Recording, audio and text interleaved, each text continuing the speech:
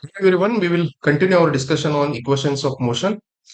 So last video we have seen those three equations which represents the relation between position, velocity and time. The three equations are v is equal to u plus at, s is equal to ut plus half at square and 2as is equal to v square minus u square. As I said, we can derive this equation by algebraic method also and by graphical method also. In this video, we will derive them using algebraic method, and coming videos we will discuss them with graphical method. So this is algebraic method. We know that acceleration is equal to v minus u divided by t. Acceleration is nothing but change in velocity divided by time. Here u is the initial velocity, v is the final velocity, and t is the time duration. Now I will move this t term to the left hand side. A into t is equal to v minus u. Now this minus u I will take to the left hand side. So u plus at is equal to v. Then I will just shuffle the equation. V is equal to u plus at. So v is equal to u plus at. This is our first equation. Simply this equation using the basic formula of acceleration we have used. We are derived here. So v is equal to u plus at is derived now. Now the second equation, s is equal to ut plus half at square. How we will derive, we will see. We know that average velocity is equal to distance divided by time. This is very basic formula.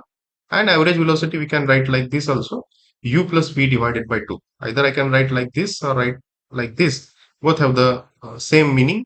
It is average velocity formula only. I can write like this. V average is equal to average velocity is equal to s by t equal to u plus v divided by 2. So s by t is equal to u plus v divided by 2.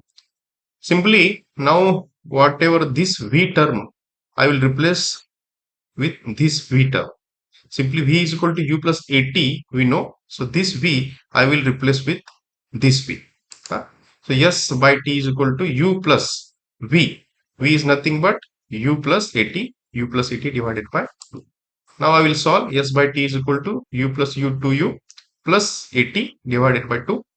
Now this 2 we will divide to this term separately.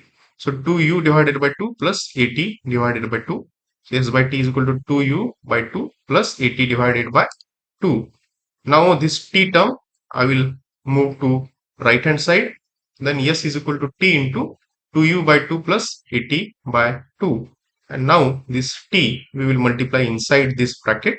So it will give s is equal to ut plus half at square. So this t into this t, 80 square by 2, and this is 2 will get cancelled out, ut it will remain. So s is equal to ut plus half at square. This is our second equation. Now the last equation we want to derive, 2as is equal to v square minus u square.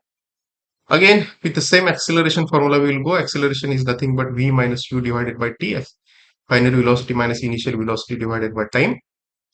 Now simply this t term will move to the left hand side. A we will shift to the, simply a and t we have shuffled.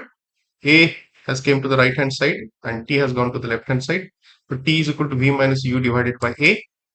We know again average here, how we have derived the formula. Average velocity is equal to s by t is equal to u plus v divided by 2. Same like here. And then s by t is equal to u plus v divided by 2. We know. Now this t term is taken to the right hand side. S is equal to t into u plus v divided by 2. Now simply this t here, this t term we will replace with this t value.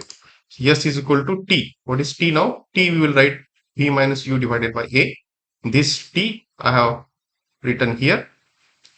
So s is equal to v minus u divided by a plus v into u divided by. Now from basic mathematics, basic formula in mathematics, a plus b into a minus b is equal to a square minus b square. Now if I use that formula, s is equal to v into v square minus u into u, this u square. So s is equal to v square minus u square divided by 2a. And this 2a, now we will take it to the left hand side. So it will give us 2as is equal to v square minus u square, right? So this is our third equation. So v is equal to u plus at, s is equal to ut plus half at square, and 2as is equal to v square minus u square. These are the three very important equation from this equations of motion. They are very useful. They are very important. Is very important concept in physics. These equations will help us to provide solution for so many real life problems, real life scenarios, situations. So please, somehow we have to remember this derivation. This derivation is with algebraic method. Next video, we will discuss on graphical method. Thank you.